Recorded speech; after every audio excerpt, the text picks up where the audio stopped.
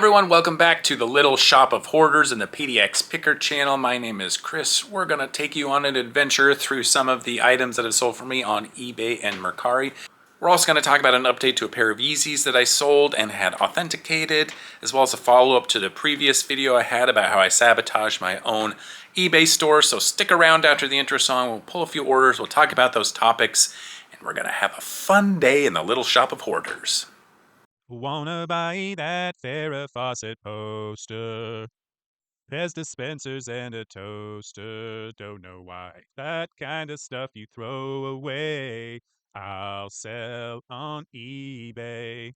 Okay, so the last video I talked about how I sabotaged my eBay store accidentally by delisting a whole bunch of items and relisting them all or selling similar, all of them all at the same time.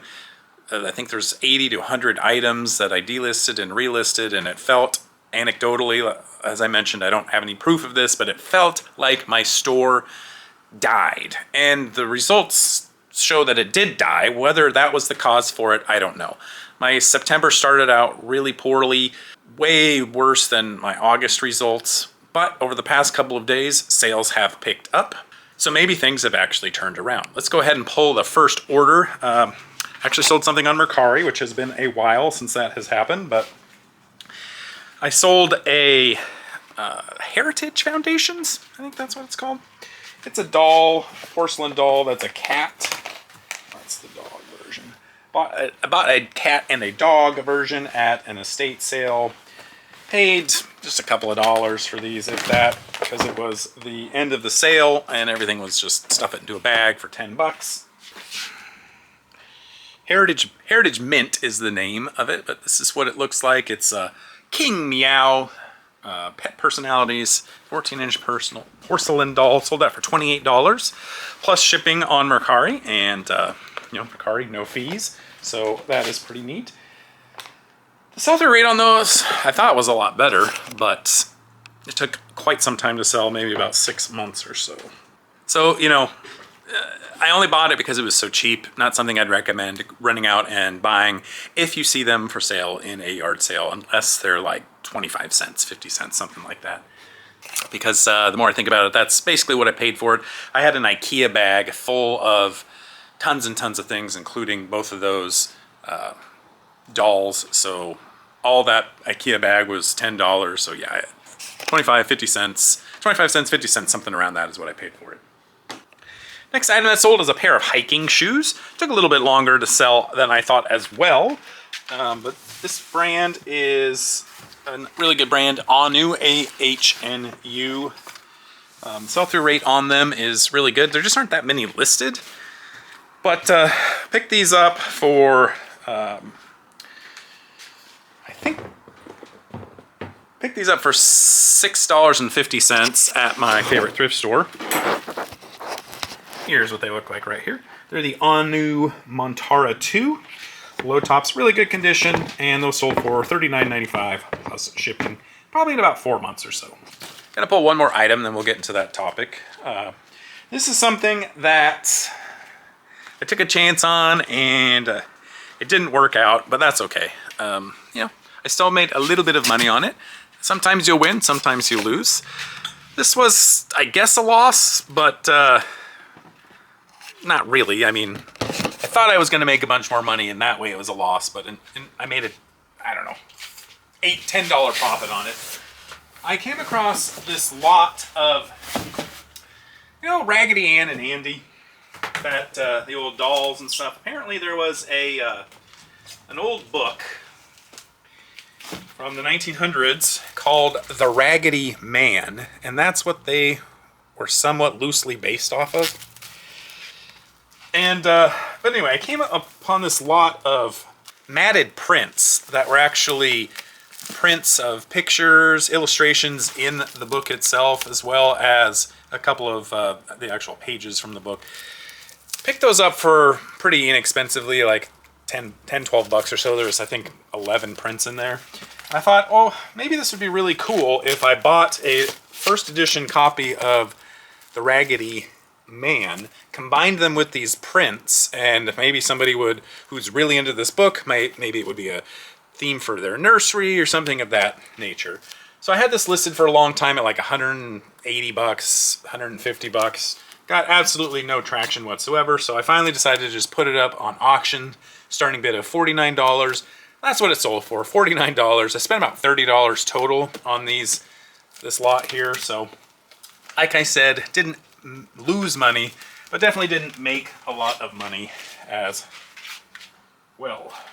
All right, so we'll get into this topic here. It's basically just a couple of updates on some previous sales. The first one was from my last video. And, you know, it's just a reminder. It turned out to be not that big of a deal, but it's just a reminder to be really careful when you sell similar off of sold listings, to make sure that you update your listing to reflect what your actual item is. Last video I showed, I sold a pair of Ariat fire-resistant jeans for $30, and when I went to pull the order to ship it, I looked at the tag and I had 2 pairs of them. I just wanted to make sure I had the right pair based off of the right size. Long story long, I looked at the tag. I had listed in the listing that they were 38 34s. The tag said they were 36 34s. Messaged the buyer, asked them if for some reason they'd be okay with that size. They weren't, not surprisingly. They weren't going to fit, so I had to cancel the order. So that was definitely frustrating. So that's a reminder out there. Make sure you double and triple check when you are selling similar on sold listings. Just make those updates in the item details. It's not rocket science, but sometimes we all miss them. I missed that one for sure. The other big update, I actually had talked about this in a video that I recorded last week, but it was in slow motion, so that video wasn't usable. So I'm just going to go ahead and give an update on a pair of Yeezys that I sold about 2-3 weeks ago. Great sale. Picked them up at a yard sale for $30. Sold them for $249.95. One of the better sales that I've had in a couple of months. One of probably the top 10 sales that I've had for the year.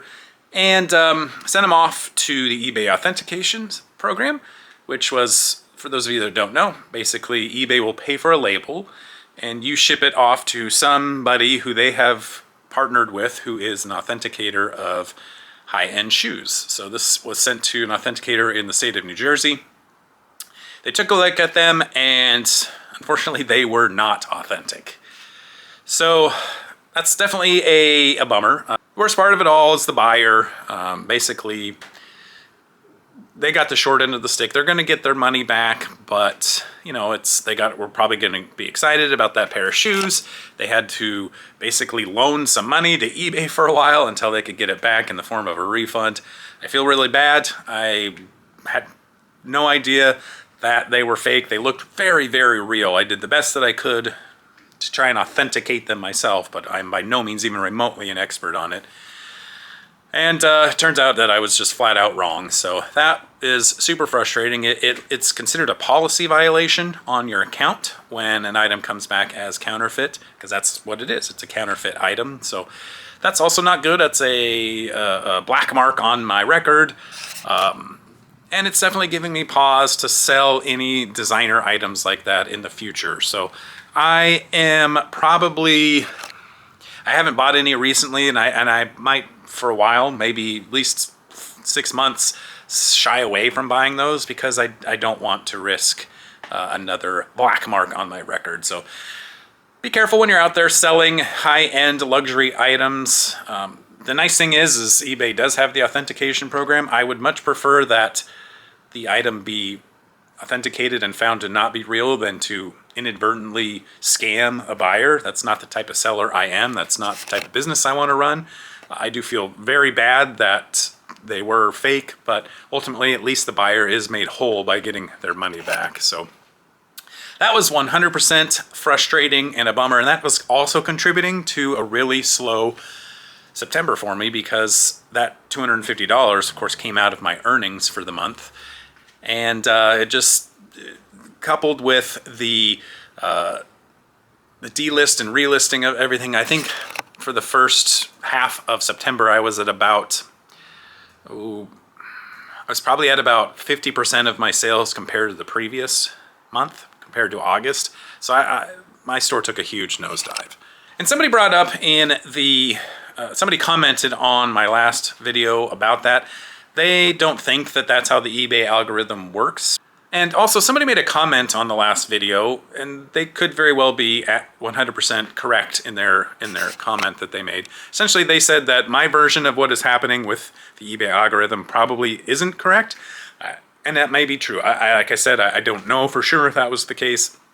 Nobody knows anything about nobody truly knows how the eBay algorithm works, except the eBay engineers themselves. But anyway, as I mentioned, but this commenter said that they don't think the eBay algorithm is sophisticated enough to be able to tell the difference between new listings that are getting clicks and new listings that aren't. They just think it's based purely off of new listings. So I don't know. They could be correct. All I know is my store for almost a 2-week period was just crickets for a long, long time. But thankfully, over just periodically listing new items and more every day, it has picked up. So in the last 2 days, I've sold 15 items, which was more than I sold over the previous week.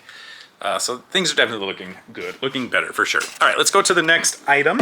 Pick the rest of these. I looked upon a stash of Vibram 5 Fingers at my favorite thrift store, and I don't think they knew what they were dealing with when they went to price them. So I guess somebody decided that they didn't like their 5 Fingers, or they... I don't know, something happened. They donated, I think, 6 or 7 pairs of them. And when the pricers went to price them, like I said, I don't think they knew what they were talking about, or I don't think they knew what they were dealing with, because they priced them all between $2.99 and $4.99.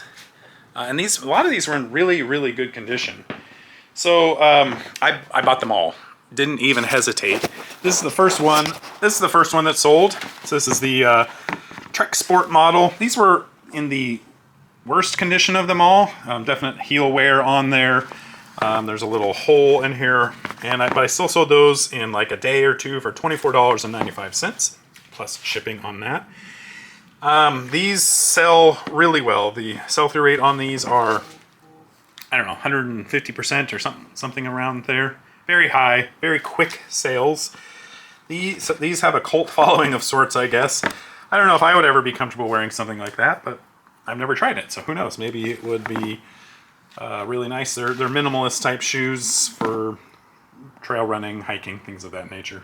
If you do come across those and they're any sort of a decent price, don't hesitate to buy them. They are super good sellers, super quick sellers. This next item that sold took a long time to sell for sure. Picked these up earlier in the year, and I have to set this down. When I was at Goodwill, I found these, and it says they're in box 14, but I do not see them. Oh no, they're there, right there. I thought these were a much better find than they turned out to be. But it's a big pair of vintage Key Imperial coveralls. Ended up taking an offer on these for $29. Bought those for $9.99. So originally had them listed for like 45 bucks. Wasn't getting a lot of traction, and as I mentioned earlier, my store was really struggling, so taking a $29 offer on something I paid $10 for is definitely something that I will gladly do. Another pair of the Vibram 5 Fingers sold. These ones were in much better condition. And had these listed originally for $50, $49.95. Somebody offered me, or maybe they were $44.95 originally, and somebody paid full price. Yeah, that must be the case. So listed these for $44.95, and they sold for full price. These are the KSO Trek version. And these have like this kind of a brown suede leather on them. So these ones were $2.99. These ones were also $2.99. So 3 into 25, 3 into 45. Super great pickup when it comes to those for sure. Okay, we aren't going to pull all 15 items that sold because I'm just going to start making these videos shorter. I don't think people are as interested in hearing me babble on and on and on as I usually do. So this next item that's sold, I'm not even gonna spend too much time on it, but it is a lot of teen and tween books that I bought from the Goodwill outlet. Paid $2.50 for them. Thought it might be good. They weren't. Basically, these are books that were designed for the female reader, the young female reader from the 90s. Lonely Heart, Valentine, Rosie, Girl Talk, Ask Allie, all these things. What happened was I was at the Goodwill outlet. I ran into a little small cache of Choose Your Own Adventure books. Got really excited because it gave me a bunch of nostalgia from when I was a kid. So I bought those, and while I was at it, there was a bunch of books like these. There was some Sweet Valley Highs and things of that nature that I also thought, hey, maybe somebody else is going to be nostalgic for. So I bought all these, and no, it didn't work. So sold those for basically what I paid for them, $4.79. Next item that sold is a personal collection item that we sold because we upgraded and got a new, different version of this speaker. Anyway, we upgraded our Bluetooth speaker and decided to sell the old one. This is a Bose Color Sound Link with the original OEM plug-in. Sold that for $54.95 plus shipping on that one. It probably, when I bought it, it was probably $120 new, so obviously technically not a profit, but basically free money because it was from the personal collection. Let's pull two more items. I sold another one of my Lowe's independent service provider t-shirts. So I went ahead and listed these at a lower price because everything is profit at this point. So I sold this here, $11.30 free shipping. It's only going to cost me probably $5 to ship. And after fees and everything, I'll probably make $4 or $5, but I've got about 50 more of those. So if I can make $4 or $5 per shirt, it's going to take forever to sell all of them, but everything is profit. I'm already in the profit on these. I made my money back on them, so it'll be slow, but it will happen. And then the last item that sold is a Cleveland golf club. I am got an offer on this, and I for sure took it because in my mind, golf season is almost done and over with. So if somebody is still interested in buying a golf club at this time of the year, I will definitely take it. So they offered me $35 on a club that I originally had. I paid $12.99 for it. It is this one right here, the Cleveland FL5W 5-wood. So originally I had it listed for $45, took an offer for $35, because at least it's getting out the door this season. I don't have to sit on it for another 6 or 8 months or whatever.